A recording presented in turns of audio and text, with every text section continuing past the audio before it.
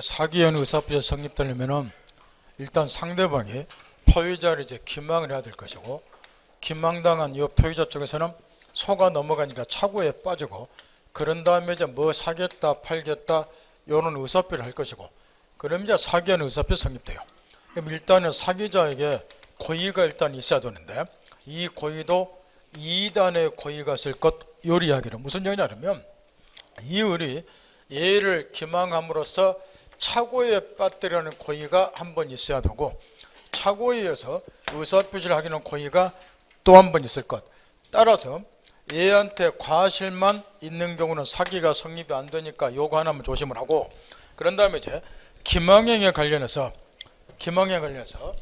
여기 기망행이 있어야 되니까, 이거는 뭘 하나 신경을 써야 되냐 그러면은, 우리 법에서 법이라고는 사회규범은 누누이 이야기했다시피 인간의 행위를 규율하고자 나온 것이 법이라고는 사회규범이죠.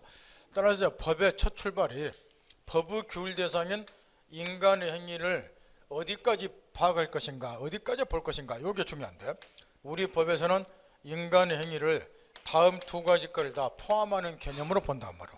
자기하고 그 다음에 부작이라고 하는 거, 요 두 가지 걸 다 포함해서 인간 행위라고, 요 인간의 행위, 요게 법의 규율 대상이 된다는 거. 여기서 자기라고 하는 것은 어떠한 행위를 적극적으로 행하는 것을 우리가 자기거라고, 어떠한 행위를 적극적으로 행하는 것을 자기거라고, 부작위는 기대되는 행위를 소극적으로 행하지 아니하는 것을 부작위거라. 이렇게 여기 자기든 부작이든 모두 인간의 행위에 해당이 되고, 그럼 우리가 지금 공부하자는 것이 기망행위인데, 기망행위도 글자 그대로 인간의 행위예요. 그러면 인간 행위 속에는 자기하고 부작위 두 가지 것이 포함이 되니까 자기든 부작이든 결국 뭐에다 해당이 될 수 있다는 거야. 기망행위가 될 수가 있다. 인간 행위는 둘이 있으니까 기망행위도 인간 행위, 기망행위는 무엇과 무엇이 포함이 됐다. 자기하고 부작위가 다 포함이 됐다는 거야. 따라서 다음 같은 경우, 예를 들어서 우리 실생활에서 자주 발생이 되기 때문에 이합전 시험에도 출제된 다음 같은 사례들, 이 갑이 아파트를 을에게 분양하고자 한다. 그래서 분양계약을 체결하는데, 첫째, 이 아파트 주위로 공동묘지가 조성이 되어 있다. 둘째, 조만간 아파트 주위로 쓰레기 매립장이 조성될 예정이다. 내용 파겠나요? 이때 이 갑이라는 사람이 조금만 주의를 기울였다면, 이러한 사실, 분양업자 갑이, 을이 수분양자고 아파트 분양받는 사람이고, 갑이 조금만 주의를 기울였다면 이러한 사실을 알 수 있었음에도 불구하고 주의문을 기회를 내서 이러한 사실을 알지 못했다. 내용 파겠나요? 해서 얘가 물어보니까 얘는 쓰레기 매립장이 조성될 일이 없다. 허위로 고지했다. 사기가 성립된다 안 된다 하세요. 여기는 사기가 성립이 안 되겠죠. 왜 안 되나요? 주임을 계율해서 알지 못했기 때문에. 과실밖에 없잖아. 과실만 있는 경우는 사기가 성립이 안 된다고 말이야. 뭐가 있어야 된다? 고의가. 따라서 얘가 이러한 사실이 있다는 사실을, 이러한 사실이 있다는 것을 알면서, 첫째, 허위로 고지했다. 이런 사실이 없다고 얘가 물어보니까, 두 번째, 이런 사실이 있다는 걸 알면서, 두 번째, 침묵을 지켰다. 내용 파겠나요? 그럼 이러한 사실이 있다는 걸 알고 있기 때문에 기획사에 고의가 있다는 건데, 일단 고의가 있어서 사기가 성립되니까 이때 허위로 고지했다 물어봤을 거란 말이야. 손문에 하면 조만간 이 아파트 주로 쓰레기 매립장이 들어올 예정이라는데, 그랬더니 이런 사실을 알면서 그럴 일 없다고 허위로 고지했다. 이런 게 뭐에 해당이 될 것이고, 어떠한 행위를 적극적으로 했죠? 자기에 의한 기망에 해당이 될 것이고, 침묵을 아예 지켰다. 이런 게 기대되는 행위를 소극적으로 행하지 아니했더라서 부작위가 된다 이야기인데, 이런 자기든 부작위든 모두 기망에 해당이 되니까 사기가 성립될 수 있는데, 여기서 중요한 게 하나가 있어요. 이 부작위가 기망행위에 해당되려면 그 전제 요건으로서 자기 의무가 존재할 것. 이 자기 의무가 존재하지 이게 법공부 기초예요. 한글로 말하면 기억에 해당되는 거. 자기 의무가 존재했을 때 부작위는 기망해야 된다는 거. 무슨 얘기냐면 이 경우에 갑이 이러한 사실을 알았을 때 그 사실을 이해한테 고지해줄 의무가 있는가? 요게 여기서 중요하다고 말이야. 그런 의무가 없기 때문에 침묵 짓겠다. 그러면 아무것도 안 되잖아. 그 말 알아듣겠나요? 근데 고지 의무가 있다. 근데 침묵 짓겠다. 그럼 나쁜 새끼지 이게. 영파겠나요? 그럼 여기서 결국 이 갑이 이러한 사실을 할 때 수분양자가 이러한 사실을 고지해줄 의무, 이게 이제 여기서는 자기 의무인데 고지 의무가 있냐? 요걸 판단해야 되는데 법은 뭐이다? 상식. 판단하세요. 이 앞전 시험에 나온 거잖아. 상식. 고지해줄 의무가 있겠죠? 아파트 주위로 이런 일 생기면 아파트 똥값대 부르잖아. 그럼 이런 사실을 알면서 집값 주고 아파트 분양 말씀 없잖아. 여러분 자신을 대입시키면 상식이잖아 이게. 따라 고지 의무가 있기 때문에 당연히 침묵을 지키는 것은 부작위한 기망에 해당이 되니까 이런 경우에 을은 갑의 사기를 이유로 분양경보하고 취소하고 기납부한 분양대금 돌려받고 경우에 따라서는 손해배상 청구도 할 수 있고 이렇게 하면 돼요. 그 밑에 판례 사안에서 기망을 인정한 사안에서 가로 1, 2번이 찾았나요? 1번이 쓰레기 매립장, 2번이 공동묘지. 이 경우는 고지 의무가 있으니까 자기 의무가 있으니까 부작위가 뭐에 해당이 된다? 기망행위에 해당이 된다. 그 이야기요.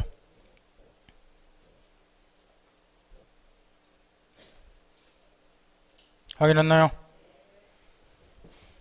요즘에 백성들이 나라 꼬라지 때문에 법 공부를 많이 하는데 이번에 탄핵에 나오는 헌재 결정문에도 자기 의무라는 게 들어가 있죠. 어디에 나와 있던 거 헌재 결정문에. 오늘 세월호가 지금 오늘 인양이 되고 있는데 아마 지금쯤 아마 거의 아마 올라왔을 거예요. 3년 걸려서.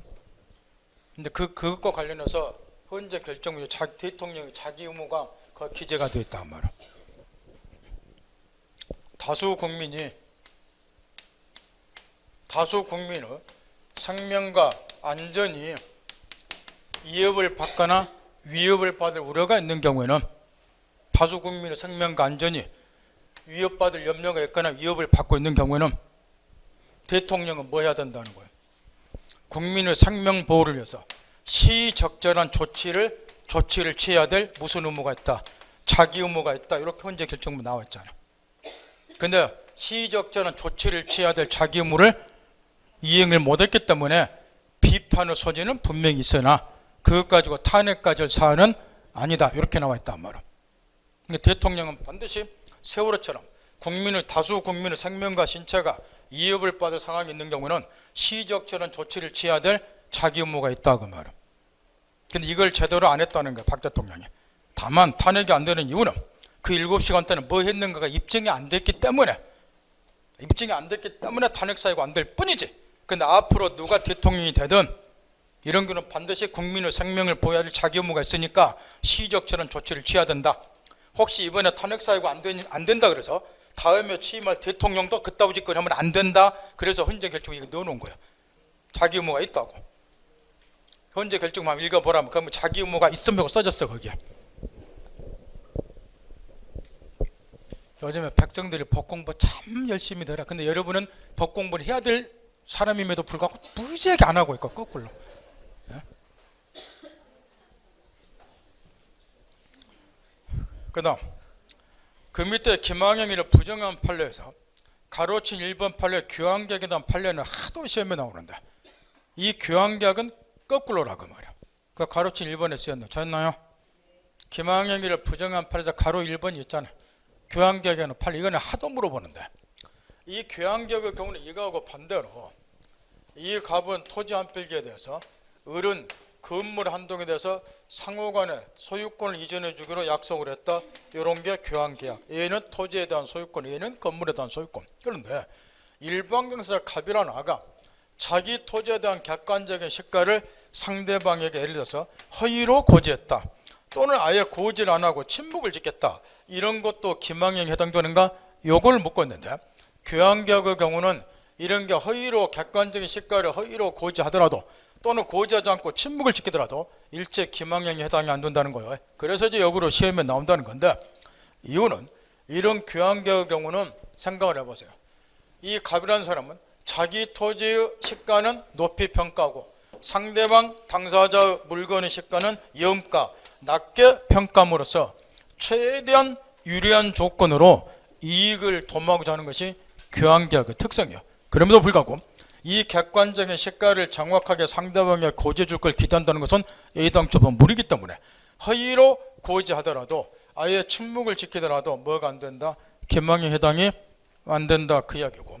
그 다음 그 밑에 가로친 이번에 상가 분양과 관련해서도 점검을 따박따박 해야 돼요. 이게 전부 다 시험에 출제된 기본 내용들인데, 여기 지금 상가에 관한 가로치 2번 판례는 여기 기망행위에 들어갈 게 아니고 뒷페이지 보면은 2단의 고의가 있을 것, 그 밑에 가로치는 3번 위법할 것, 여기에 들어갈 판례예요.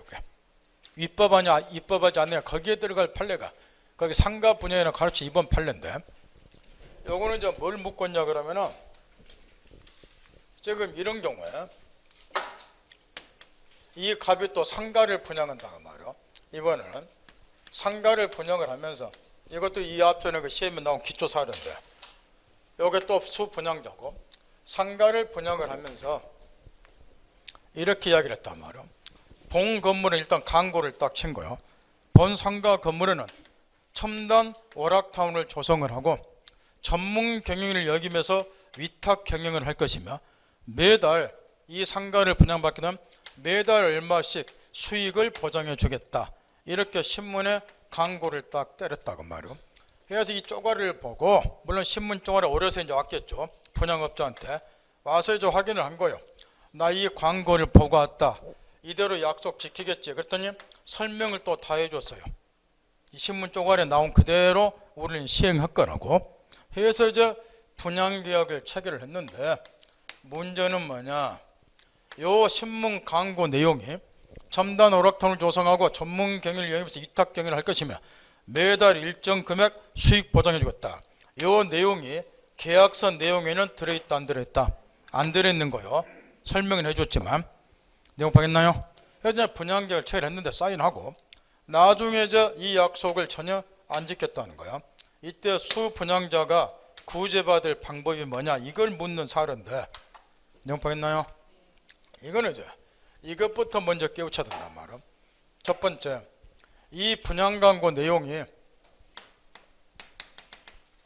이 상가나 아파트 분양 광고가, 상가나 아파트 분양 광고가 계약부 취지 동원해야 돼. 청약이냐 청약의 유인이냐, 이것부터 이제 시험에서 아주 중요한데, 만약에 이 상가나 아파트 분양 광고가 청약에 해당이 되면 아주 간단해요. 청약이라고 가정을 하면 요게 계약의 내용이 되는 거예요. 이 말 듣겠나요?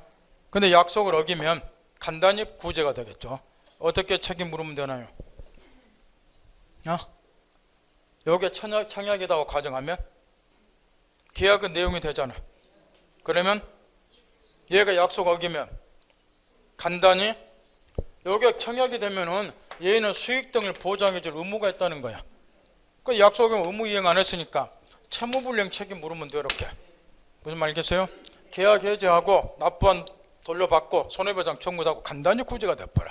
근데 불안하게도 우리 판례는 상가나 아파트 분양 광고는 청약이 아니라 무엇으로 봐버려요? 청약의 유인으로 본다 그 말이에요. 청약의 유인으로. 그러니까 이게 계약의 내용이 아니라는 거예요. 청약의 유인으로 보기 때문에 저 광고가 계약의 내용이 될 수가 없다 그 말이에요. 따라서 분양업자는 수익 등을 보장해 줄 의무가 있다 없다? 없다. 이게 문제라는 거예요. 따라서 채무 불이행 책임을 물을 수 없다 그 말이에요. 그러니까 이제 2단계로 총칙으로 넘어오는 거예요. 계약법에서 구제가 안 되니까 총칙으로. 따라 첫 번째는 착오를 이유로 취소할 수 있는가? 요게 일단 논란이 된 거죠. 착오 문제가. 하세요. 지금 얘는 어떻게 착오를 했다는 거예요? 실제로는 수익 등이 보장이 안 되는 이 상가 건물에 대해서 수익 등이 보장이 된다고 착오를 껴서 계약 체결했다. 그 착오를 취소할 수 있는가? 2단계로 요걸 이제 묻는데 하세요. 취소 못하겠죠? 못하는 이유를 대세요. 착오리로 취소하려면 요건을 갖춰야 돼. 법률행위 내용의 중요분이 착오돼야 되는데 저거는 내용이 될 수가 없잖아. 그러니까 착오리로 취소 못하잖아. 그러니까 마지막으로 이제 드림인 것이 사기를 이유로 취소할 수 있는가? 요걸 묻는 거예요. 이 분양업자가 나를 뭐 했다? 속였다 그 말이야. 기망했다 그 말이야. 속인 건 사실이니까. 근데 사기를 이유로도 취소 못한다 그 말이야. 이유를 대세요. 속인 건 사실이잖아. 수익 등을 보장해 주지 않으면서 수익 등을 보장해 준다고 속였으니까. 근데도 사기를 이유로 취소 못한다. 그래서 시험에 낸 거예요. 왜 사기를 이유로 취소 못한다는 거예요? 이게 기망행위는 분명히 했죠. 속였잖아. 근데 우리가 세상 살아가면서 어느 정도 타인을 기망하면서 사는 거예요. 그죠? 폼 잡지 마세요. 여러분 다 남 속이면서 살잖아. 선이든 악이든. 뭐 이 대목에서 뭐 온전한 사람처럼 하지 마세요. 저도 여기서는 저도 선이든 악이든 다소한 남을 속이면서 사는 거예요. 근데 그래서 그게 다 사기죄가 되는 거 아니에요. 이 엉터리 같은 사기에서 빨리 봐서 공부 못하는 사람 주특징 이거야. 기망 그러면 속였다 이코를 사기쳤다 이러는데 이게 아니에요. 기망에 따라 사기가 되는 거 아니란 말이야. 이 기망행위가 법이 허용하는 한계를 넘어섰을 때 사기가 되는 거예요. 우리가 여기는 지하철이 없으니까 그러지만 서울 같으면 지하철 타다 보면 잡상인들이 많이 올라와요. 거기서 아주 조잡한 물건들을 팔아. 이렇게 혁지도 팔고 뭣도 팔고 그게 품질이 좋은 거라고. 근데 품질이 안 좋잖아. 그러면 노점상이 나 속였잖아. 그따위에서 그냥 사기가 안 되는 거야. 왜냐? 그 정도 기망은 사회적으로 용인될 수 있는 상술의 정도를 넘어선 위법한 것이 아니기 때문에 이게 기망에 따라서 사기가 성립되는 거 아니라고 말이야. 여기서도 그걸 묻는 거예요. 여기서 이게 과장 분양 광고인데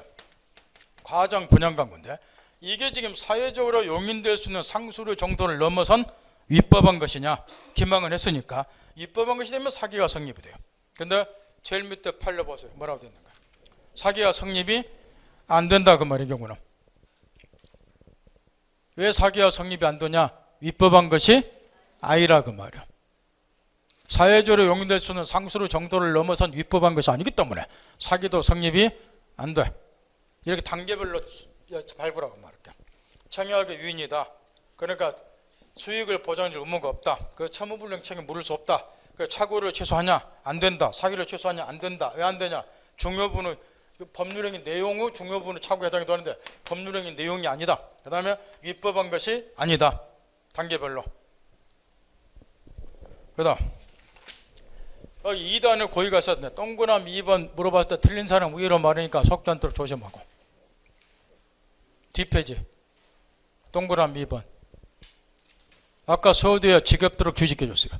사기를 취소하는 것은 의사결정의 자유를 부하해서 취소하는 거라고. 따라서 기망을 해서 소유자가 무슨 재산상 손해를 입혔냐 입히려고 했느냐 뭐 이딴 거는 고려 대상이 아니니까. 다만 거기에 동그라미 이번에 재산상의 손해를 입히려고 하는 의사나 피강박자 손해배상 요건이다. 피강박자로 됐는데 요거는 사기니까 피기망자를 말하겠죠. 사기 당한 자. 여기 사기를 지금 설명하고 있잖아요. 그러니까 피강박자 아니라 피기망자 해야 될까요? 됐나요? 그 다음 위법한 것이어야 된다. 그 판례가 아까 말한 81페이지 제일 밑에 가로친 2번 판례고. 그 다음 인과관계와 관련해서 요거 신경 써야 되고. 방금 가르쳐준 판례도 단계별로 해야 돼요. 야멸하지 하면 안 되고. 순서대로. 어디서부터 출발? 상가 아파트 분양 광고가 청약이냐 청약이냐 이게부터 출발해야 되는 거야. 판례 지금 판토막 지어놨으니까. 여기서 만약에 청약이 돼버리면 요거 갈 필요도 없어요. 여기까지 갈 필요가 없는 거라고. 바로 그냥 수익 보장을 의무가 있는데 의무 이행 안 한 셈이니까 채무불이행 책임 물어서 지금지금 밟아버리면 돼. 뭐 차고 취소 사기 따질 필요도 없이. 그러니까 여기 안 되니까 이렇게 단계별로 내려가는 거지. 이 말 알아들어요? 제 화장 그대로 하세요. 꼭 얀멸해서 결론만 해갖고 공부 안다고 악수 넘기지 마시고 점수 안 나오니까. 그러면 법 공부는 그렇게 얀멸하는 거 아니니까. 그 다음 그 인과관계 관련해서도 다시 집중하세요.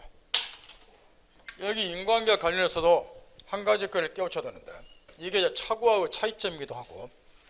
지금 이제 인과관계를 따질 때 지금 사기 같으면은 A가 A를 기망을 했다. 그럼 이 기망이 오인이 돼서 소유자가 소가 넘어가니까 착오에 빠진다.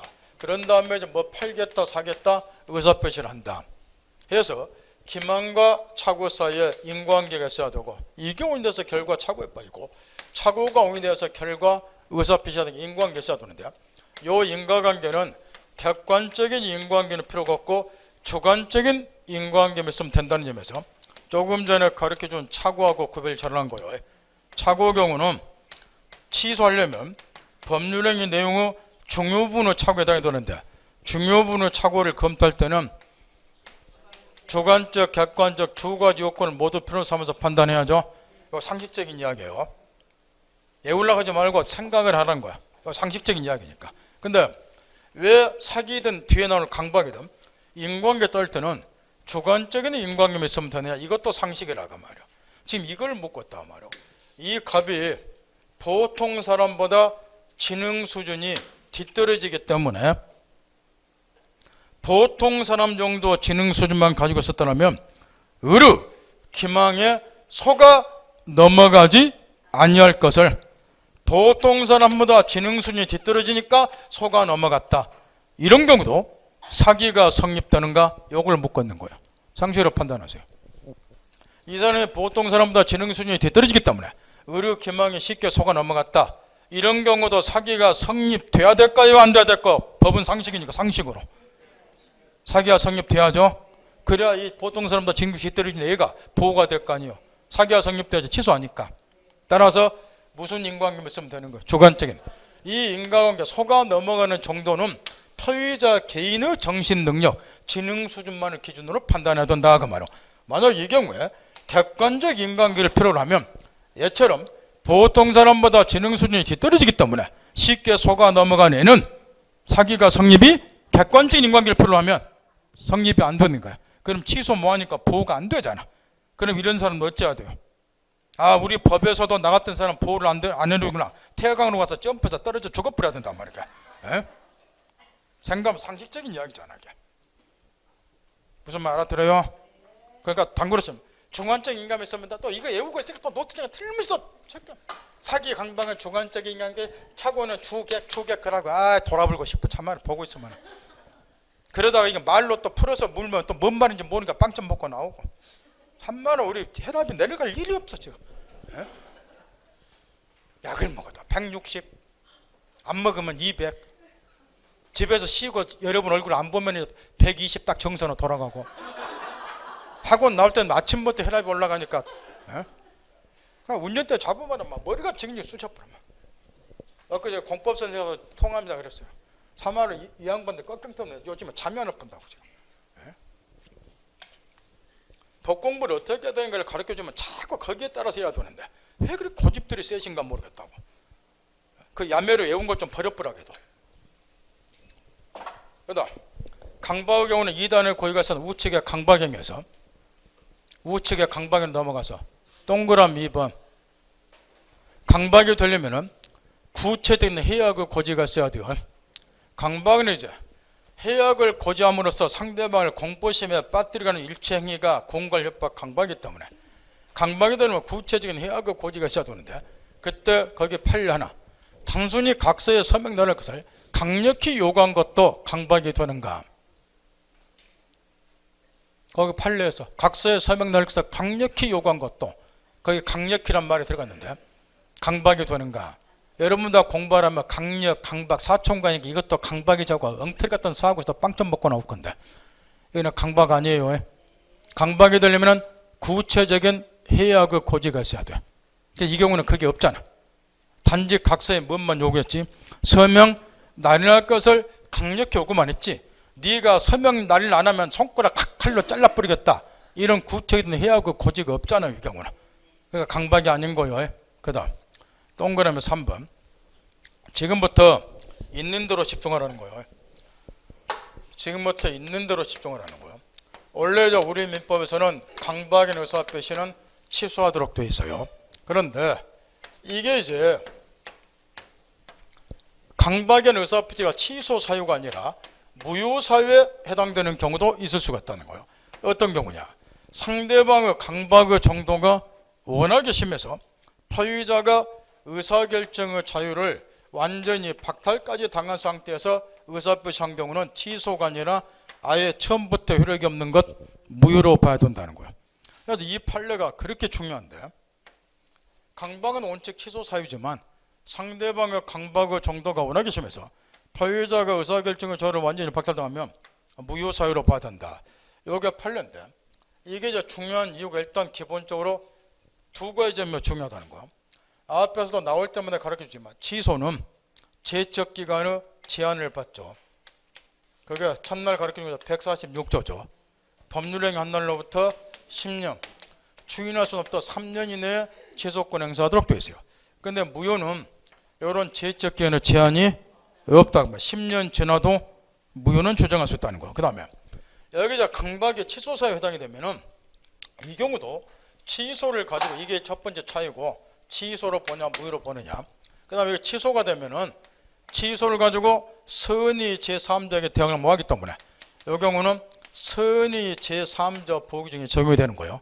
근데 이 무효는 절대 무효다. 그래서 무효를 가지고 선의 제3자도 뭐 할 수 있다? 대항할 수 있다. 그 말. 이게 두 번째 차이예요. 이게.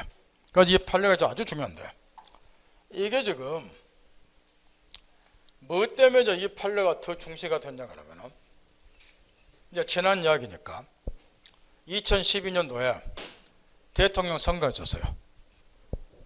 대통령 선거가.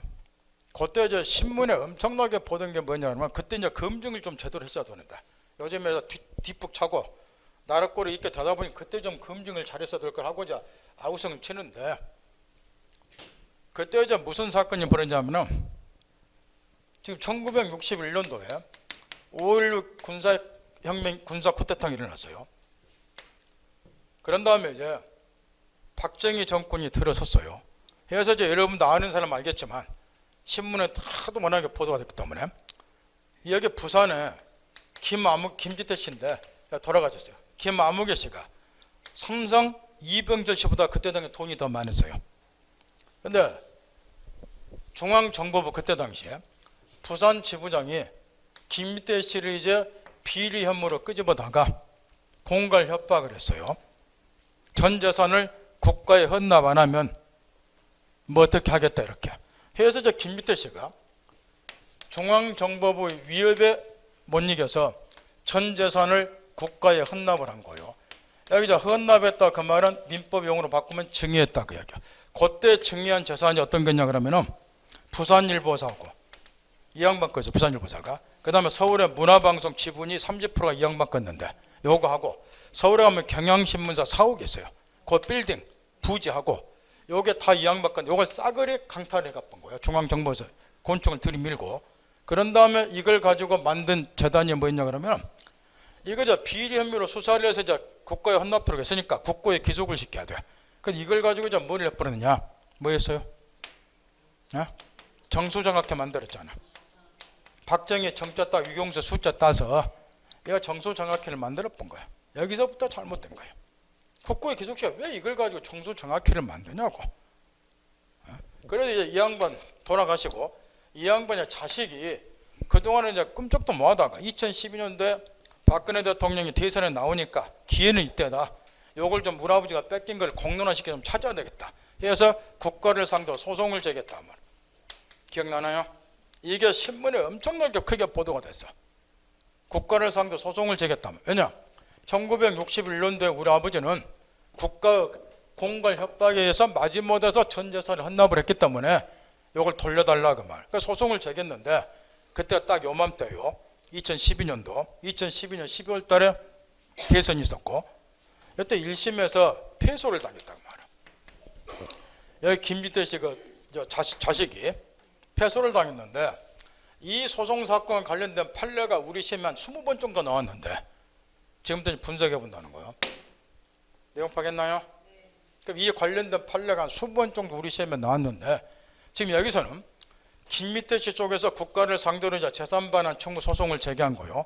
공갈 협박에 의해서 마지못해서 재산을 국가에 헌납을 했으니까 돌려달라 그 이야기예요. 내용 파겠나요? 그러면 이 경우에 이제 헌납은 게 증여니까 요 증여가 무효가 돼야 돼. 무효가 돼야지 재산 돌려받는단 말이야. 이게 취소가 되면 못 돌려받아. 취소가 되면 뭐가 지나버렸다는가? 제취権이 이미 지나버렸기 때문에. 이 61년도에 증여한 사건이니까. 이 양반들 상속인들 왜 그동안 숨도 못 쉬고 살아온지 아시겠어요? 그 2010년 대선 나오니까 기회는 때도 하고 이제 벌린 거야. 우리 아버지가 뺏겼다. 근데 이미 우리는 알고 있었어 다. 이거 빼앗아서 정수장학회 만들었단 거를. 근데도 쉬쉬고 살았잖아요. 이게 대한민국 역사예요. 근데 첫 번째로 여기서 나온 판례들이 이런 거예요. 첫째, 이게 103조가 적용되는가? 이걸 이제 먼저 따져봤는데, 그래서 이게 이제 우리 시험에 일단 나온 거예요. 뭐 때문에 물어봤느냐면 중앙정보부 부산지부장 공갈협박 강박을 했어요. 그럼 이 경우는 강박이라는 불법적 수단이 사용이 됐죠. 그러니 이게 혹시 반사의 질서로서 무효가 아닌가? 이게 먼저 시험에 딱 나온 거예요. 103조가 점점 가르쳐줬죠. 강박이라는 불법적 수단이 사용이 됐다고 해서 반사질성으로 볼 필요는 없다. 기억나나요? 그 대신 강박을 이유로 뭐 하면 되는 거지? 취소하면 되는 거지. 강박을 이유로 강박이나 불법적 수단이 사용이 됐다고 해서 반사질성에 해당하지는 않는다. 특히 강박의 주체가 국가 공권력인 경우도 우리 판례가 마찬가지로 봐요. 이 사건과 관련해서. 그래서 이제 이게 안 되니까 2단계는 104조가 여기서 또 시험에 나오는 거예요. 그럼 이게 김미태 씨가 이제 부산 분실, 중앙정 부산 분실에 끌려가서 엄청나게 곤충을 여기 들이밀고 협박을 했어요. 당신은 이러이러한 비리가 있으니까 재산 헌납 안 하면 죽여버리겠다. 당신 같은 사람은 죽여서 바닷속에 집어넣어도 누가 눈 하나 꼼짝 안 한다. 이 시절에 그런 시절이었어요. 워낙 유신 정권 지나면서 70년 말까지 대한민국 국민들 얼마나 많이 막 부지불식간에 없어지고 막 그랬냐고 말이야. 그런 시를 살았어요 우리가. 그러니까 61년도는 더 그랬고. 그래 지금 궁방한 상태에서 정지조는 없이 궁방한 상태에서 징계를 했다는 거. 그래서 이제 이게 104조 불공정한 법률행위에 해당되는 거 아닌가? 이게 이제 논란이 된 거예요. 이게 만약에 불공정한 법률에 해당되면 이 징계가 무효가 돼서 구제가 되니까 이게 이제 논란이 됐는데 104조도 이 경우는 적용이 안 돼. 이게 시험에 한 10번 나왔고 저번 주에 가르쳐 드렸어. 왜 안 되나요? 이 경우는 왜 104조가 적용이 안 되냐 말이야. 이 증여는 불공정한 법률 안 되냐고 말이야. 증여니까 일방 당사자만 재산 출원하잖아. 증여는. 그럼 이건 처음부터 양쪽부터 재산 출원한 거 아니까 공정성 여부를 논할 수 있는 성질의 계약이 아니니까 104조에 의해서 무효가 될 수 없다. 그래서 이제 104조가 그래 시험에 한 10번 나온 거야. 그러다 보니까 3단계로 이제 107조를 이제 따진 거예요. 107조를. 이 경우는 지금 이 김미태 씨가 여기 중앙정보부 이제 강박, 공갈 협박에서 재산을 증여를 했어요. 근데 본심은 재산을 강제로 뺏긴다는 본심을 가지고 있었겠지. 그래서 이제 이게 비진위 표시가 아니냐 이걸 묻는 거야. 이게 비진위 표시가 되면은 107조 1항 단서가 적용되겠죠. 이게 증여하는 것을 상대방 국가는 알았으니까 공갈 협박했으니까. 근데 진위의 개념과 관련해서 그래서 이 판례가 한 10번 나온 거예요. 진위라고 하는 것은 무엇으로 본다? 표의자가 진정으로 마음속에서 반환성을 의미하는 것이 아니고 특정한 내용의 의사표라고 하지 않은 표의자의 생각을 말한다. 따라서 김미태 씨는 본심은 재산을 강제로 뺏긴다는 본심은 가지고 있었으나 증여하겠다는 무엇은 했다? 생각은 했다. 그다음 생각대로 증여 의사표 했으니까 의사표시가 일치하니까 몇 조가 적용이 안 된다. 107조 적용이 안 된다. 그러니까 여기가 또 한 10번 나온 거야. 그래서 이제 마지막으로 이제 어쩔 수 없이 구제되는 것이 110조밖에 없더라는 거야. 강박당했으니까 강박을 이유로 뭐 할 수 있다. 이 사건에서 법관이 이거는 인정을 했어요. 국가정보부 공갈협박에서 증여했다. 강박을 당했다는 인정을 했다 그 말이야. 근데 강박을 이유로 뭐 해야 되는데 취소해야 되는데 제척기한 이미 지나버렸다. 그래서 이것도 구제가 안 된 거야. 그래서 이제 변호사 쪽에서 뭘 들이밀었느냐. 여기 나온 이 경우는 지금 워낙에 강박의 정도가 심했기 때문에 곤충을 들이밀고 이랬으니까 김미태 씨가 의사결정의 자유를 완전히 박탈당한 상태로 증여를 했다. 그러니 이거는 뭐로 봐야 된다? 무효로. 근데 이거는 또 법원에서 인정을 안 했다. 그래서 그걸 패소당한 거예요. 이 스토리 알겠나요? 여기서 20번 넘게 시험에 나왔다. 이 판례들이. 이 사건 때문에. 여러분 시험에만. 다시 정리정돈 잘하라고 말이에요. 뭔 말 알겠나요? 요 김비태씨 사건 5.16 요것 때문에 나온 판례들이란 말이야. 103조부터 순서대로 딱 해보라고 말이야. 집에 가서 연구 잘하세요. 여기 판례만 별표 쳐봐야 문제도 못 푸니까 이 판례가 왜 중요한가, 이 사건 때문에 중요한 거니까 요 순서대로 하라니까. 이렇게 저런 거 하나씩 하면 실력이 일취월장 팍팍 올라갈 것 같은데 왜 그렇게 머릿속에 애운 몇 가지고 버틸라고 해서 하는가 모르겠어요. 이거 집에 가서 연구해 왔어요. 그 다음 거기 이제 나머지 밑에 읽으면 되고, 인과관계도 주관적 인견 된다 똑같고. 뒤에 넘겨서 여기 이제 제3자 사기양박이 또 여기서는 시험에 집중 나오니까 우리 역사가 뭐 같은 역사다 보니까 그와 관련해서 이런 판례들이 많이 나왔는 거야. 그러니까 좀 판례도 그냥 빌붙이고 결론만 외우지 말고 이 판례가 뭐 때문에 나왔는가 생각하면서 역사 공부도 좀 하고, 법 공부하니까 법이라고 하는 것이 우리 사회에 어떠한 역할을 해야 되는 것도 좀 생각도 좀 해보고, 우리나라가 앞으로 어떻게 가야 되는가도 좀 생각도 좀 한번 해보시고. 이제 법 공부하면은 나 자신만 생각하면 안 되는 거예요. 이게 나 자신만 생각하면서 법 공부하면 안 되는 거라고 이게. 그다음 제3자 사경바.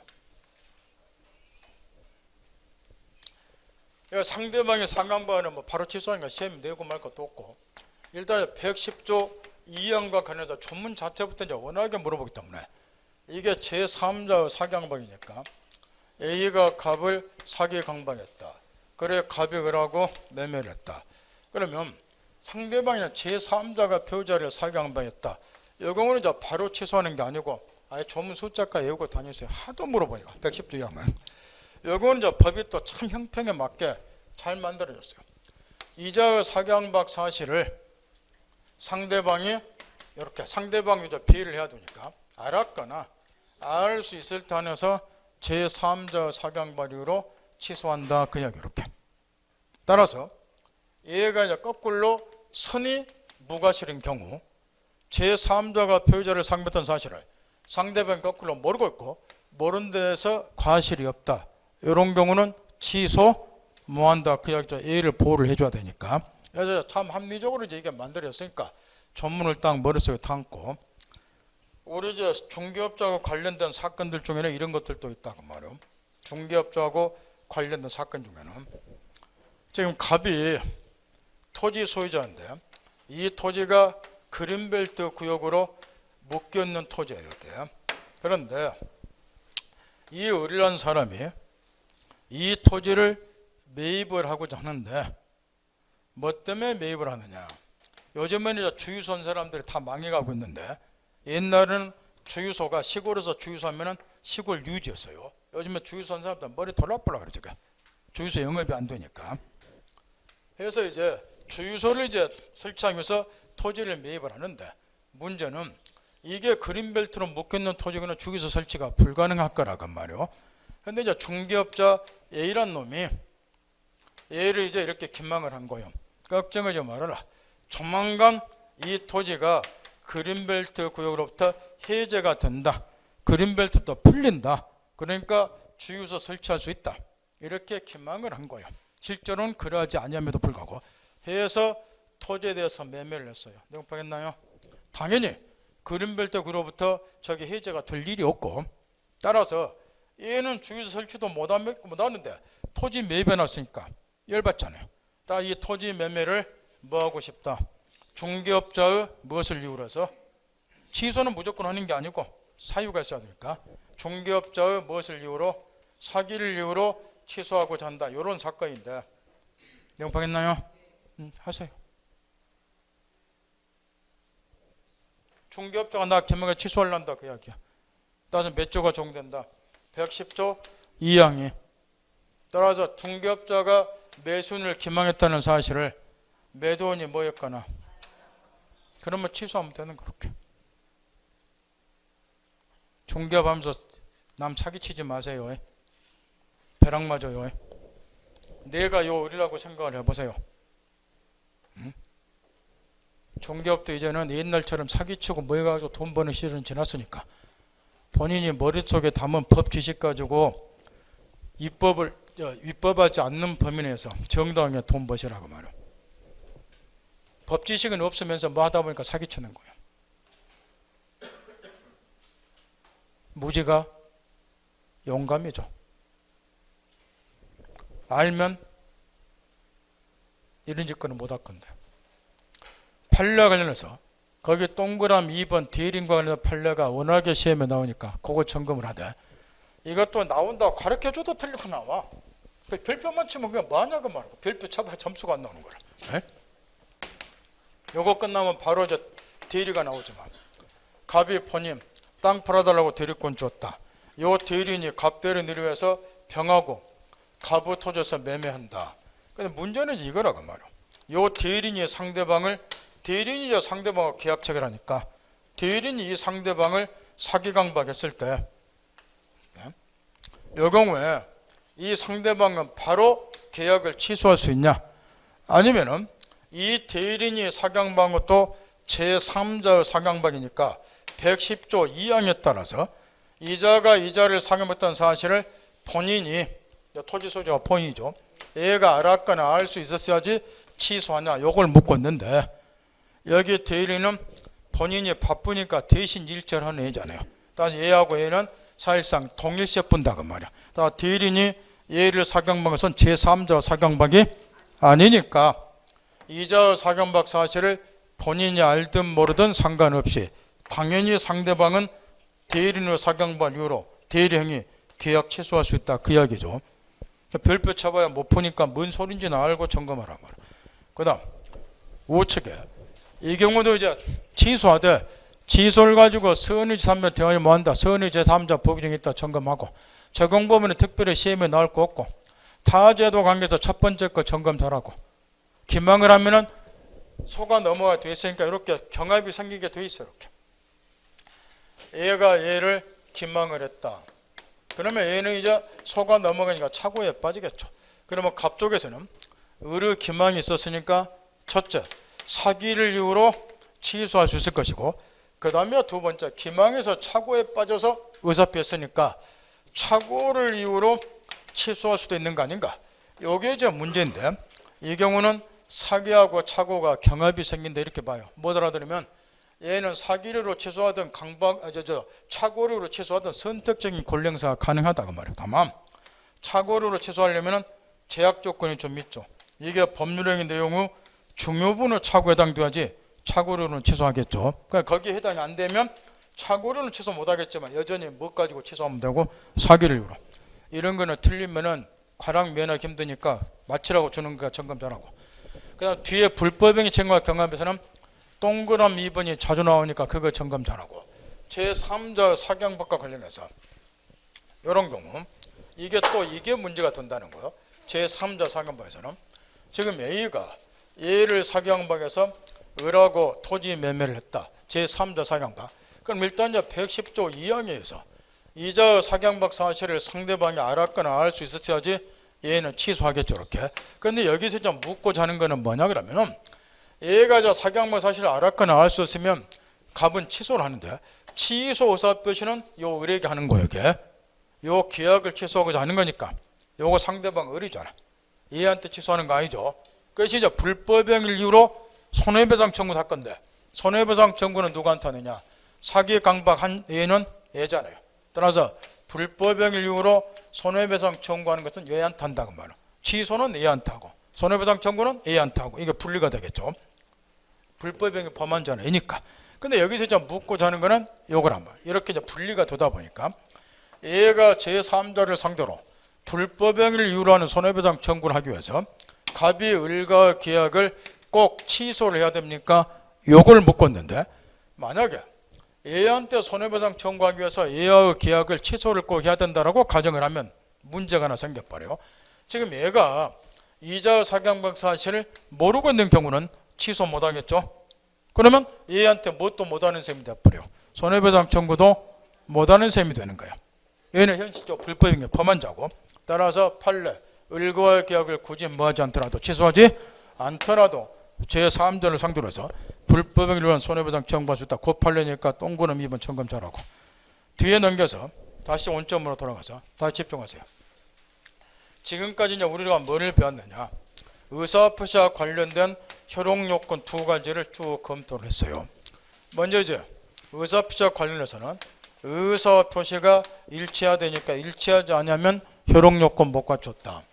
여기에 해당되는 것이 요거를 이제 싸잡아서 법 조문에서는 의사표시 일치하지 않는 경우를 의사의 흠결이라고 이야기를 하는데, 이제 이 말을 설명 안 해도 왜 의사표시가 일치하지 않는 것을 의사흠결이라고 하는 건지 설명 안 해도 알아들을 것이고, 여기에 이제 107조, 108조, 109조 세 개가 있는데, 여기 진리하는 의사표시는 원칙이 유효였죠.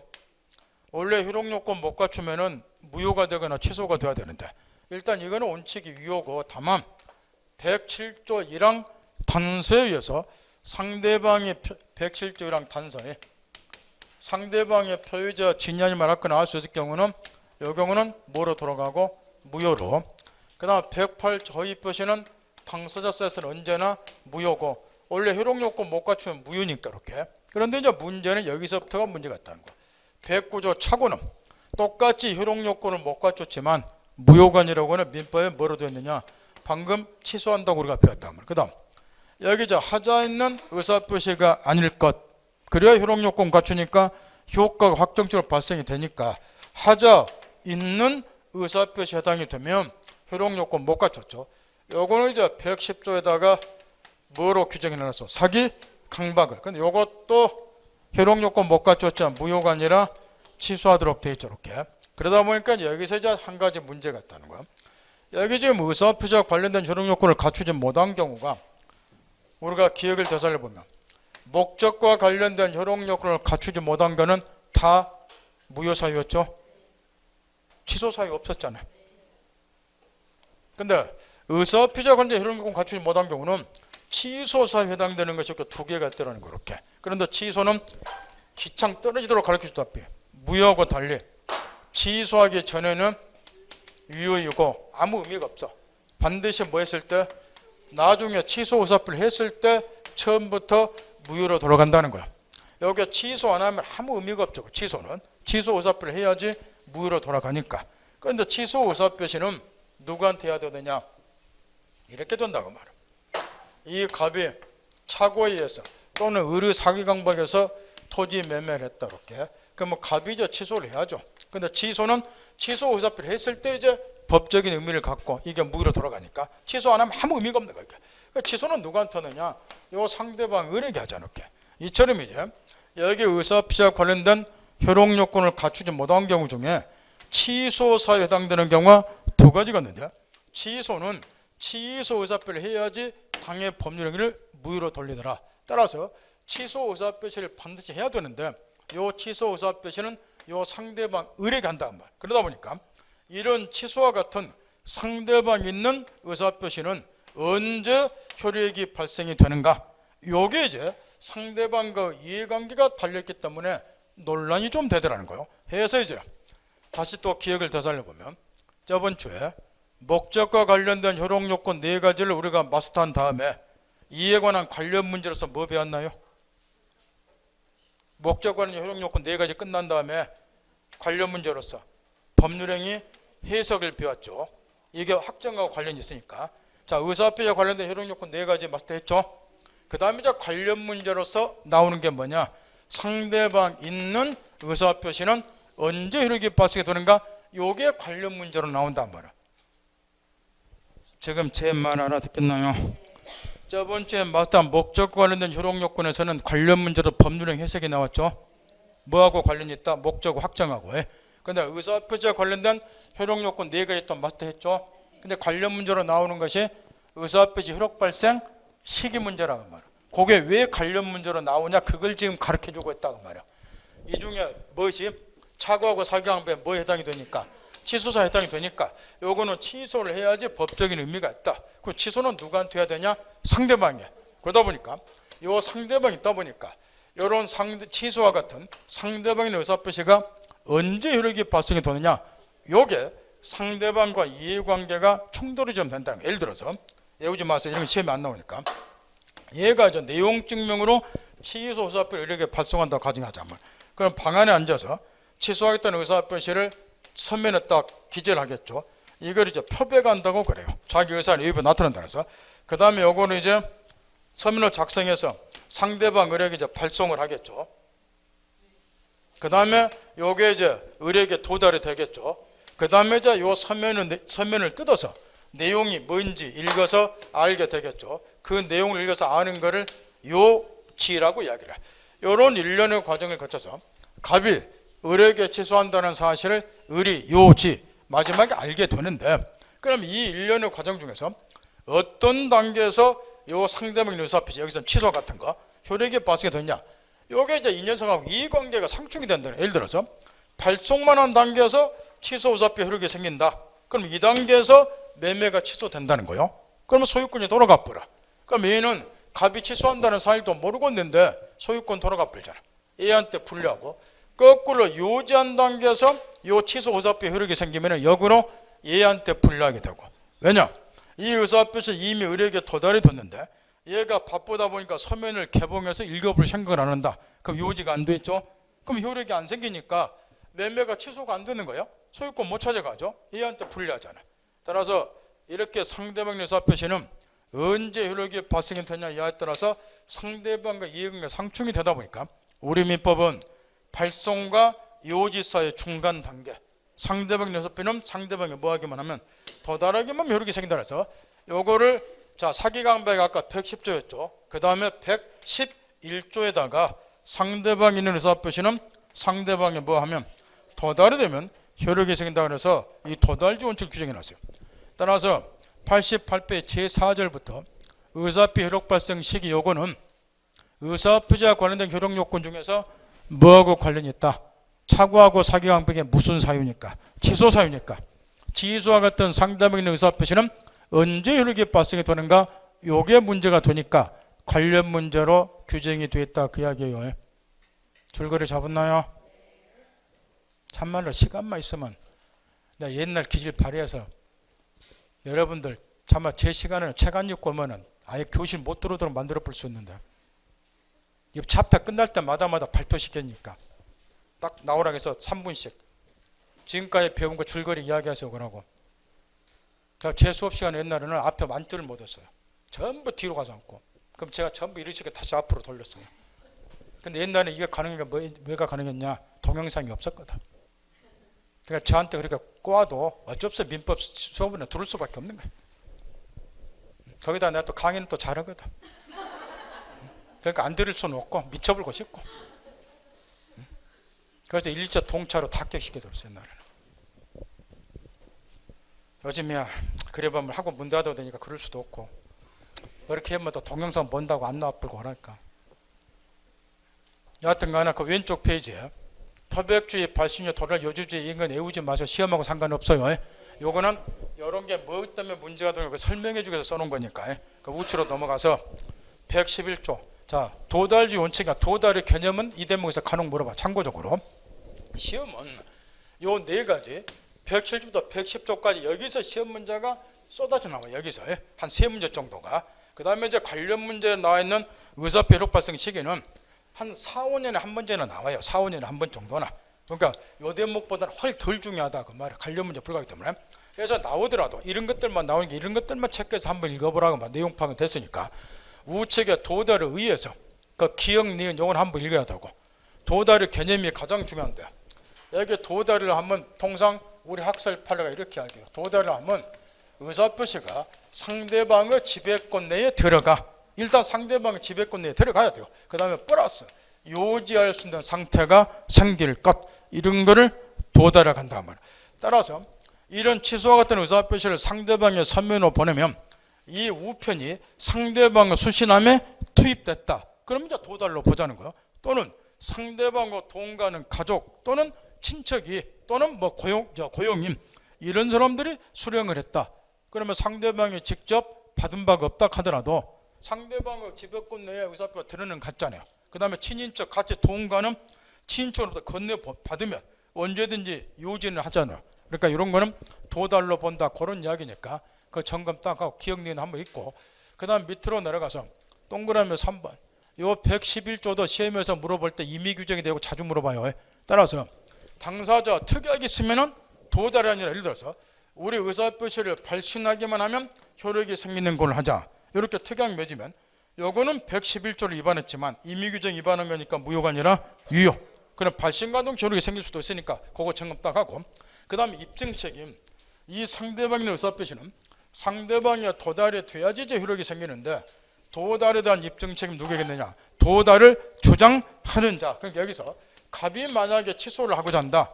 그럼 얘가 저 도달을 주장하는 자니까 취소 의사표시가 상대방의 도달이 됐다는 것은 이 표의자, 도달을 주장하는 자가 입증을 해야 되는데 구두로 취소 같은 게 해도 상관은 없어요. 법률행위는 불의식 행위 원칙이니까. 그런데 누누이 이야기했다시피 구두로 내가 취소하겠다 하면은 나중에 상대방 쪽 나 들은 적 없는데 발표만 하니까 증거를 남기기 위해서 우리가 통상 서면으로 하더라고 말이야. 근데 이것도 이제 이 점을 한 번씩 물어봐요. 이런 거 취소 의사표를 해야 한다. 그랬을 때 첫째, 보통 우편, 통상 우편으로 편지로 통상 우편으로 발송하는 경우. 두 번째, 등기우편이나 내용증명. 보통 내용증명은 이제 많이 발송하겠죠. 등기우편이나 내용증명으로 발송하는 경우. 먼저 등기우편이나 내용증명으로 발송하는 경우는 우리가 등기우편을 많이 받아보니까 내가 부재 중이면 우체부 아저씨가 방 앞에다 엽서 하나 붙여놓고 가잖아요. 왔는데 어디서 발송한 뭐가 왔는데 등기우편 왔는데 당신이 없기 때문에 내가 다음날 언제 오겠다 이렇게. 딱 이거는 결국 뭘 의미하냐 그러면은 등기우편이나 내용증명은 상대방의 부재 중이면 우체부 아저씨 또 붙여놓고 그 다음에 또 오고 이렇게 되니까 반송된 사실이 없는 한 요 두 개는 상대방의 무항고를 볼 수밖에 없겠죠. 도달한 걸 볼 수밖에 없다는 거야. 그러니까 이거는 표의자 쪽에서 요 의사표시 도달 주장 중에서 도달을 입증하기 아주 쉬워렇게. 근데 통상우편, 보통우편은 반송된 사실이 없다 그래서 상대방의 도달한 것을 추정할 수가 없으니까 반드시 생활 상식이에요. 이거 시험을 떠나서 추정할 수가 없으니까 얘는 나중에 논란이 되면 별도 증거 방법에 의해서 도달이 됐다는 걸 다시 입증해야 되는데 그 입증하는 게 상당히 어려워요. 따라서 실무에서 일처리를 할 때는 여러분 이야기했다시피 돈이 조금 더 들다 몇 푼 더 안 들어가니까 등기우편이나 내용 증명으로 발송을 하라고 말이에요. 그 내용에 거기에 동그라미 1, 2번에 쓰였으니까 집에서 꼭 읽어보고, 그 다음에 뒤에 등기우편 내용 증명 이거는 반송된 사실 없는 한 상대방에 도달한 것으로 보니까 입증하기 아주 쉽고, 우리 인간적 이런 거 시험 나오면 좀 틀리지 말아요. 예? 그러니까 공짜로 주기에서 생활 상식 묻고 있는데 틀릴 뻔 묻지다 이게. 밑에 판례사를 무시해도 되고, 그 다음에 도달주의 효과와 관련해서는 먼저 철회는 바로 뒤에 대리에서부터 이제 써먹어야 되니까 철회의 개념을 지금부터는 정확하게 이제 깨우치고 써먹어야 되는데, 민법 교재에 보면 철회란 말이 자주 등장한다는 거예요. 법률 용어로서. 철회는 의사표시나 법률행위의 효력이 발생하기 전에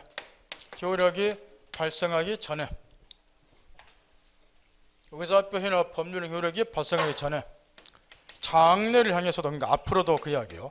장래를 향해서도 효력이 발생되지 않도록 저지시키는 것을 철회라 그래요.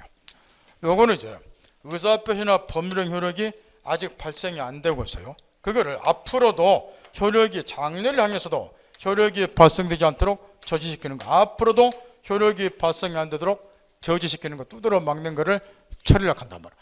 따라 철회는 효력이 발생하기 전에 장래를 향해서도 효력이 발생되지 않도록 저지시키는 게 철회이기 때문에 의사표시나 법률행 효력이 발생이 된 이후에는 철회 뭐 하는 거예요? 효력이 발생이 돼버리면 효력이 발생하기 전에 하는 거니까. 취소는 이거하고 반대죠. 취소는 의사표시나 법률행위 일단 발생이 된 그러죠. 이후에 처음부터 효력이 발생되지 않는 걸 되돌리는 것이 취소예요. 효력이 일단 발생된 이후에. 그 철회는 효력이 발생되기 전이고, 요게 차이란 말이에요. 그러면 상대방의 의사표시는 상대방에 도달하면 효력이 생기니까 도달한 이후에는 논리적으로 철회 못하겠죠. 효력이 발생되면 철회 못하니까. 그 대신 상대방이 도달하기 전에는 효력이 발생되기 전이니까 철회가 가능하겠죠. 그 이야기고. 그 다음에 도달주의 원칙 결과 연착 불착으로 난 불이익은 표의자가 입어야 되고, 시험에서 특히 논란이 되는 것이 동그라미 3번이고 그 발신 후 사정 변경 111조 2항.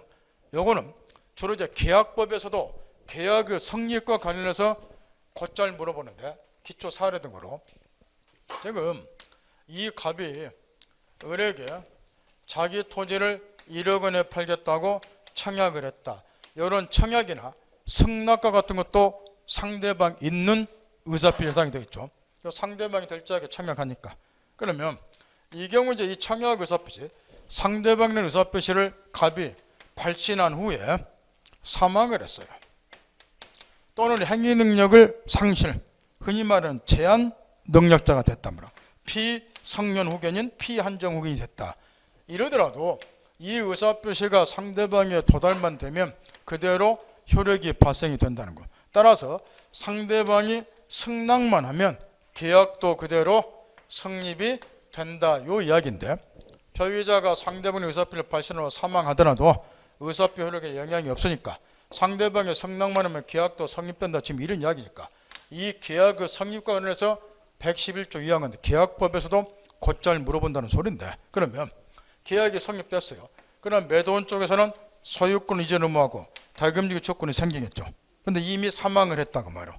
그럼 이거 어떻게 하느냐. 사망한 경우는 이자 상속인이 있을 거니까 상속인에게 이 권리무 기속되면 되고 얘가 제한 능력자가 되면은 법정 대리인이 있을 거니까 법정 대리인이 뒷마무리를 담당하면 되기 때문에 계약이 성립돼도 아무 지장이 없는 거죠. 이게. 그래서 111조 2항은 계약법과 관련해서 자주 써먹어야 되니까 청약 승낙이 상대방이 있는 의사표다 보니까 점검 잘하고 그 다음에 그 외에 쓰여있는 원래 111조에서 상대방의 의사표는 상대방에 도달해야지 효력이 생기는데 외적으로 발신하기만 하면 효력이 생긴다. 발신주의를 규정해 놓는 경우가 있어요.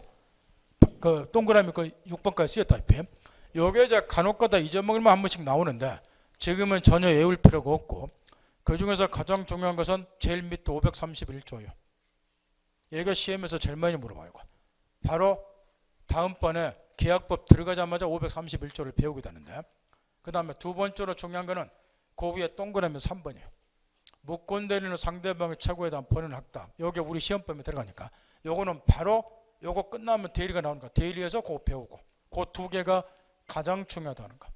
그러니까 제일 중요한 거는 6번이고 주로 531조니까 지금은 외우지 말고 나중에 와서 공부 좀 하다 보면 외워지니까 신경 쓸 거 없고 공시송달은 거의 시험에 안 나오지만 실무에서 써먹어야 되니까 상대방 의사표시는 상대방에 도달해야 효력이 생기는데 이 표의자가 자기 과실 없이 상대방이 누구인지를 모르고 있다든가 또는 상대방이 누구인지는 알지만 얘가 갑자기 행방불명, 소재불명이 되다 보니까 의사표시를 상대방에 도달시킬 방도가 없다는 거예요.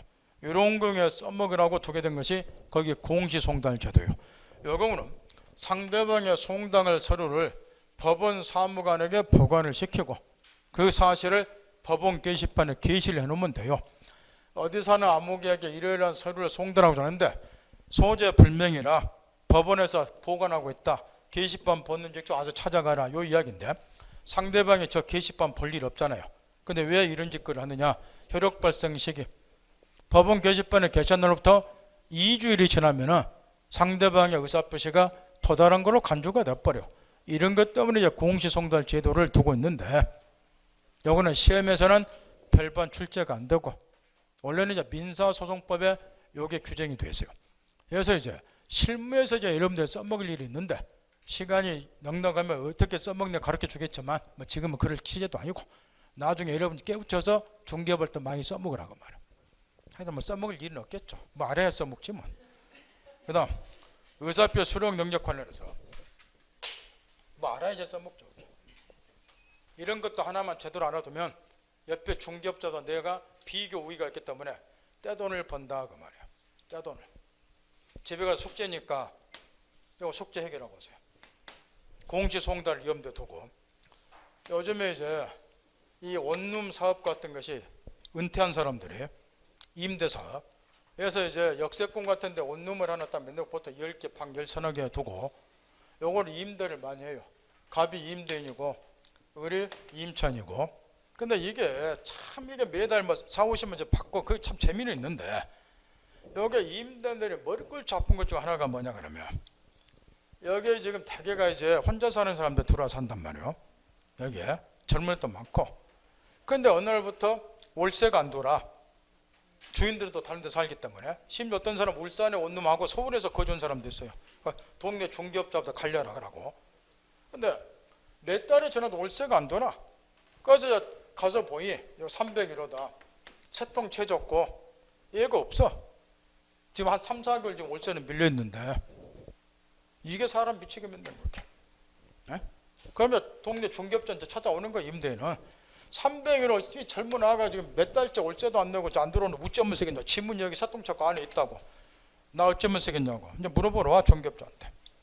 그럼 중개업자가 이제 이걸 또 조언을 해줘야 돼. 조언을 해주면 이 원룸을 통째로 계속 내가 임대해서 돈 벌 것이고 어리버리 하면 옆집에 또 중개업자한테 여기다 다 통째로 맡길 것이고 원룸은 그 특정 중개업자 다 맡겨버리잖아. 막. 집에서 이거 해결하고 오세요. 여러분이 중개업자다. 어떻게 하면 되겠냐. 쉽게 말하면 여기 있는 요거라도 해야 돼. 이 새끼는 이제 행불이야. 언제 어디서 올지도 몰라. 전화도 안 받아버렸어요. 3, 4개월째 월세는 안 주고 있고. 그럼 이 짐이라도 빼내야 돼. 그리고 다른 사람한테 빌려줘야 손실을 줄이지 않냐고 말이야. 그거 연구하라고 말이야. 다만 얘가 월세도 안 주고 몇 달씩 짐 놔두고 어디 갔다 와서 마음대로 들어가서 짐 빼내지는 못해. 그건 법적으로 안 되는 거야. 그 어떻게 하면 이게 짐을 적절하게 빼내고 다른 사람한테 임대해 줄 것인지 그거 설명해 줘야 돼 중개업자가. 그래야 이 원룸 통째로 계속 내가 임대해서 돈 벌어. 그걸 여러분 집에서 연구하라고 말이야. 뭐 알겠어요? 그런 걸 때 써먹자고 이걸 배우는 거야. 집에서 연구하세요. 네가 가르쳐줘 안 가르쳐줘? 내가 뭐라고 가르쳐줘?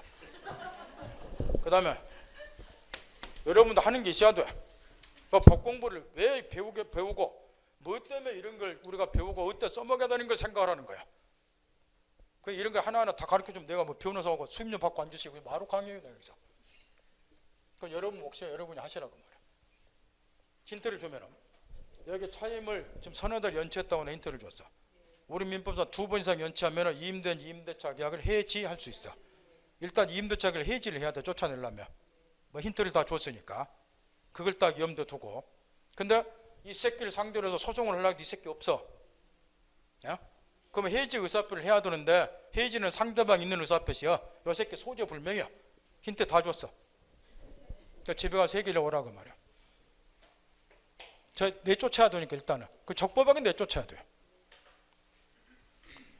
그 다음 의사표의 수령 능력은 이런 걸 말하는 거 간단히. 요 갑이 이제 상대방의 의사표를 했는데 요 상대방의 정신 능력이 뒤떨리다 보니까 그 의사표의 의미나 내용을 이해할 수 있는 정신 능력이 안 되더라는 거. 이런 사람들을 수령 무능력자가 하는데 의사표의 의미나 내용을 이해할 수 있는 정신 능력이 안 되는 자. 우리 민법에서는 그놈 뭐 제한 능력자들, 미성년자, 피성년 후견인, 피한정 후견인 이런 애들이 그대로 수령 무능력자 해당이 돼요. 그러면 이런 이제 제한 능력자들, 얘네들이 이제 수령 무능력자니까 이 의사표시가 상대방에 도달이 되더라도 소유자는 도달을 주장을 못해요. 상대방의 의사표 의미나 내용을 이해할 수 있는 능력이 안 되기 때문에 대신 상대방 쪽에서 도달을 주는 상관이 없다. 다만 이제 얘네들은 제한 능력자니까 바로 뒤에 나오지만 법정 대리인이 있겠죠. 법정 대리인이 도달한 이후에는 소유자가 도달을 주장할 때 이런 이야기인데 집에 가서 한번 읽어보고 그 다음에 이제 대리가 나오는데 지금부터 있는 대로 집중을 해야 된다는 거예요. 지금까지 우리가 이제 뭘 배웠느냐 이 한 줄을 지금까지 이제 기본을 쭉 배웠어요. 민법의 최고원리가 사적 자초원칙이다. 이 사적 자초원칙을 실현시키는 수단이 법률행위다. 따라서 일면식도 없는 사람들 사이에서는 대부분 법률행위가 온이돼서 뭐가 생긴다? 법률 효과가 발생. 바꿔 말하면 권리 변동이 일어난다. 민법은 실체법이기 때문에 이 법률 효과, 권리 변동이 일어나서 배우는 법이다. 그런데 법률행위가 온이돼서 법률효과가 발생이 되면 법률행위가 성립되고 더 나아가서 무엇도 갖춰야 된다? 효력요건도 갖춰야 된다 해서 이 효력요건에 관해서 우리가 이제 마스터를 딱 했다는 거예요. 그러면 여기까지 배우면 어디 가서 나 민법 공부 시작했다 명함 들이밀 정도는 돼요. 단 설명할 줄 안다는 걸 전제로 했을 때, 설명도 못하면서 배웠다고 하지는 마시고, 그것도 모르면은 누구한테 배웠냐면 절대 제 이름 대지 마세요. 정말 장진영한테 배웠다 하지 마세요. 정말로 여러분이 상상을 초월할 정도로 제가 서울에서 유명했던 사람인데 여기 와서 걔 망신사품 만들잖아. 그러니까 모르면은 다른 민법생 이름 대불고, 그거 뭐 설명을 잘할 것 같으면 제 이름 대도 돼요. 여기까지 딱 마스터를 했어. 이렇게. 그럼 이제 기본은 다 배웠다는 거예요. 근데 이제 이 효력 요건이 딱 끝난 다음에 법전 순서가 지금 이제 우리가 배우자는 뭐가 나오느냐? 대리가 나오더라. 그럼 이 이유가 있다. 그 말 이렇게. 요 대리가 나오더라는 거 이렇게. 그럼 왜 법률행위 이제 효력 요건이 다 끝난 다음에 대리 제도가 나오는가? 요걸 줄기를 잡기 위해서 꼭 이해를 해야 된다는 거. 이제 지금부터 우리가 대리 공부를 하니까 그 이유가 있어요. 요 대리는 이렇게 이제 이런 거를 이제 통상 임의대리 그러고 이런 거를 법정대리 그러는데, 이 갑이 토지 소유자다. 내가 토지를 예를 들어서 병에게 매각하자 하는데 내가 공사 다망하다, 엄청 바쁘다 해서 믿을만한 사람은 이렇게 내 토지 팔아달라고 대리권 준다. 이처럼 본인이 요 대리권 준 자를 본인이라 그래요. 토지 소유자를. 얘가 직접 이제 매매해야 된다. 그래서 이제 본인 그러는 거야. 얘가 이제 얘한테 대리권을 수여했다. 요처럼 본인이 대리권을 수여함으로써 대리인에게 대리권이 발생하는 경우를 임의대리 그래요. 그럼 이 사람이 나는 갑 대리인 의료에서 갑의 토지에서 병하고 매매를 해요. 그럼 이 매매가 대리 행위고 요 병 같은 사람을 상대방이라 부르고, 물론 을은 대리인이라 부르고 얘는 본인이라고 부르고, 요렇게 이제 원래는 매매를 해야 되는데 내가 바쁘니까 얘를 대신 시켰다는 소리죠. 그러면 이 경우 대리 행위는 대리인이 한다. 계약 체결은 얘가 하는 거예요. 근데 지금 이 매매로부터 발생이 되는 권리 의무, 법률 효과는 누구한테 가느냐? 모든 권리 의무는 빠짐없이 본에게 기속이 된다. 요게 대리제도예요. 무슨 이야기냐 그러면은 보통의 경우는 이렇게 되는 거예요. 보통의 경우는 예를 들어서 A하고 B가 건물에 대해서 매매를 했다 그만. 그 매매라고 하는 행위는 A가 했죠. 그러면 이 매매로부터 발생된 권리 의무는 행위자 A에게 그대로 권리 의무가 기속이 되는 거예요. 계약 체결한 자에게. 근데 이 경우는 대리인이 계약 체결을 했어요. 그러니까 행위자는 이 대리 행위, 매매라고 하는 계약 체결한 행위자는 A죠. 이렇게. 근데 이 경우는 이것 갖고 달리 얘한테 권리 의무가 가는 게 아니고 그 배후에 있는 누구한테 권리 의무가 간다? 본인에게. 따라서 이 경우는 계약의 당사자도 누가 되는 거예요? 본인이 되는 거예요. 이렇게 계약의 당사자가 되는 거예요. 얘가 당사자 아니에요. 계약 체결 행위만 얘가 하는 것이지 권리 의무는 본인에게 가니까 얘가 계약의 당사자다. 이런 게 임의대리예요. 그 다음에 이제 법정대리는 이렇게 된다는 거예요. 이 갑이 이제 미성년자나 피성년 후견인 또는 피한정 후견인, 흔히 말하는 제한 능력자다. 토지 소유를 하고 있다. 근데 이 사람들이 직접 이제 토지 매매 등을 뭐 하니까 일처리 능력이 뒤떨어지니까 이런 경우는 이자의 사무 처리 능력을, 뒤떨어진 능력을 보충하기 위한 직접 매매를 뭐 하니까 능력 보충 기간을 두는데 그거를 우리는 흔히 법정대리인 요리 이야기를 한단 말이에요. 그러면 미성년자나 피성년 후견인, 피한정 후견인, 제한 능력자는 지금 뭐 한다? 그러니까 이 법정대리인이 나는 갑대리를 해서 얘를 대신해서 매매를 한다. 그럼 똑같아요. 매매는 법정대리인이 하지만 권리 의무는 누구한테 간다? 요 갑 본인에게. 그러면 이 법정대리는 뭘 말하냐? 왼쪽과 비교하면 임의대리는 본인이 대리권을 수여함으로써 대리인에게 대리권을 발생이 되지만 법정대리는 본인의 의사와는 상관없이 법률의 규정에 의해서 대리인에게 대리권이 발생하는 경우를 통틀어서 법정대리거든요. 무슨 이야기냐? 쉽게 요 갑이 미성년자다. 19세 미만자. 그럼 미성년자 법정대리는 1차적으로 친권자가 법정대리인이 되도록 법에 규정이 되어 있어요. 부모가. 왜냐? 이건 상식적인 이야기야. 미성년자 자식놈 일은 누가 가장 잘 돌볼 수 있는 거요? 아무래도 부모가. 따라서 우리 법에는 1차적으로 친권자가 법정대리인이 되시라고 규정을 해놨다고 말이에요. 그러면 이 경우에 친권자가 법정대리인이 되는 것이 미성년자 본인이 요 친권자에게 아빠 엄마 나는 나이가 어리니까 직접 계약체를 뭐 하니까 아빠 엄마가 내 대신 계약체를 해주세요. 대리권 줬냐? 그런 적 없잖아요. 그럼 왜 대리인이 되냐? 이 미성년자 본인 의사와는 상관없이 부모 자식 간이라는 신분관계에서 우리 민법 규정에 친권자가 대리인이 되시라고 규정을 해놨다 그 말이야. 그래서 미성년자 본유에서 상관없이 법률을 규정해서 대리권이 발생이 된다. 이런 얘기. 대리권 준 적 없다는 거죠. 이걸 법정대리 그래요. 그러면 이 법정대리는 이제 어떤 사회적 작용을 하냐? 내 이야기했다시피 여기 제한 능력자와 뒤떨어진 사무 처리 능력을 보충하기 위한 역할을 하는 것이 법정대리라고 말이야. 이런 거를 이쁜 말로 뭐라고 표현을 하냐면 법정대리는 사적 자체를 보충해주는 사회적 작용을 한다. 제한 능력자 뒤떨어진 일처리 능력을 법정대리는 뭐 해준다? 보충하는 역할을 한다. 요리 이야기를. 그런데 임의대리는 좀 역할이 다르죠. 임의대리는 본인이 직접 계약처리도 상관이 없어요. 능력자니까. 그런데 세상 일이라는 것이 아무리 본인이 똑똑하더라도 모든 일처리를 다 할 수가 없는 거예요. 자꾸 세상이 복잡 전문화가 되다 보니까.